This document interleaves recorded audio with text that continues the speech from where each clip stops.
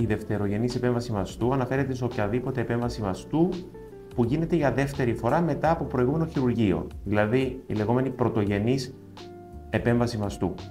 Άρα μπορεί να γίνει για ένα αισθητικό λόγο ή για λόγο επιπλοκών μετά από μια προηγούμενη επέμβαση μαστού. Οι λόγοι για τους οποίους μπορεί να γίνει μια επαναληπτική δευτερογενής επέμβαση μαστών μπορεί να είναι αισθητική ή και λειτουργική. Για παράδειγμα, αν υπάρχει μια μόλυνση μετά από μια προηγούμενη επέμβαση στους μαστούς, πρέπει να γίνει μια διορθωτική επέμβαση. Αν όμως υπάρχουν επιπλοκές πιο μακροχρόνιες, για παράδειγμα μια κάψα μετά από αυξητική με ενθέματα σιλικόνης ή και μια ρήξη των ενθεμάτων, πρέπει αυτά να αφαιρεθούν, να καθαριστεί ο μαστός και να αποκατασταθούν με μια επαναληπτική επέμβαση μαστών. Μπορούν όμως να υπάρχουν και άλλες αισθητικές επιπλοκές, για παράδειγμα σημαστία, όπου τα ενθέματα έχουν μια μικρότερη απόσταση από 2 εκατοστά. Για παράδειγμα, μπορεί να υπάρχει μια διπλή φούσκα, όπου γλιστράει το ένθεμα και δημιουργείται η αίσθηση μιας δεύτερης φούσκας στον κάτω πόλο, ή και ένα bottoming out, όπου και πάλι έχει παραβιαστεί η υπομάστιος πτυχή και γλιστράει το ένθεμα.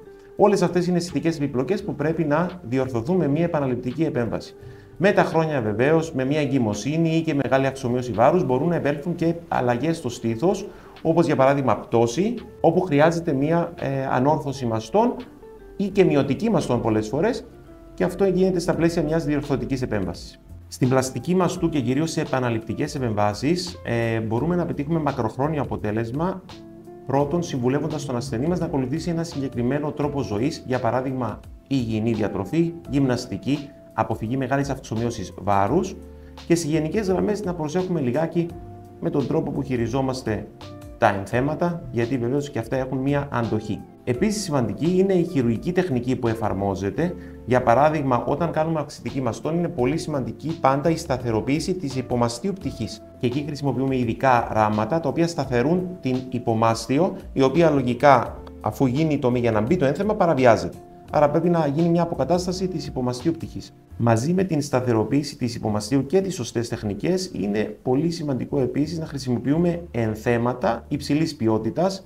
Για παράδειγμα, τα ενθέματα τρίτης γενιάς με νανοτεχνολογία, τα οποία έχουν καλύτερη συνεκτικότητα και αντοχή σε μεγάλες πιέσεις. Τέλος, για να αποφύγουμε την ανάγκη μιας διορθωτικής επέμβασης στο μέλλον, είναι πολύ σημαντικό να χρησιμοποιούμε ένα εσωτερικό στιθόδεσμο, το λεγόμενο internal bra, το οποίο είναι και παγκόσμιος όρος πλέον στην πλαστική μαστών, το οποίο μας βελτιώνει την αντοχή του κάτω πόλου και σταθεροποιεί την υπομάστιο.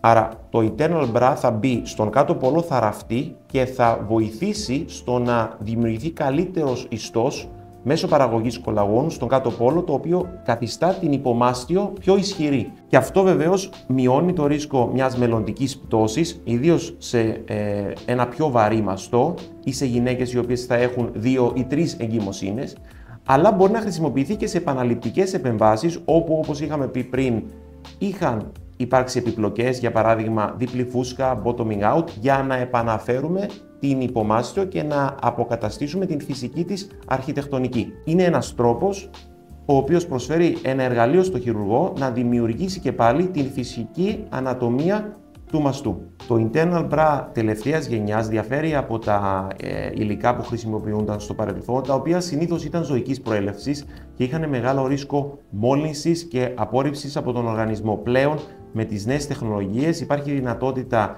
μιας φυσικής ενσωμάτωσης του ικριώματος, του internal bra δηλαδή, στον οργανισμό. Μέσα σε 6 μήνες έχει βιοδιασπαστεί και έχει αποκατασταθεί με φυσικό κολαγονούχο ιστό, ο οποίος, όπως είπαμε, ισχυροποιεί την υπομάστιο. Άρα υπάρχει μια άμεση ενσωμάτωση του πλέγματος αυτού του internal bra στον οργανισμό και ο ασθενής συνεχίζει κανονικά την ρουτίνα του χωρίς καμία ενόχληση και καμία καθυστέρηση στην επούλωση. Γι' αυτό το λόγο συνιστώ πάντα στους ασθενείς να εφαρμόζεται ένα internal bra σε επεμβάσεις μειωτικής μαστών ή και ανόρθωσης μαστών, και η δικιά μου προτίμηση ακριβώς είναι το βιολογικό πλέγμα, το οποίο είναι και το πιο ασφαλές.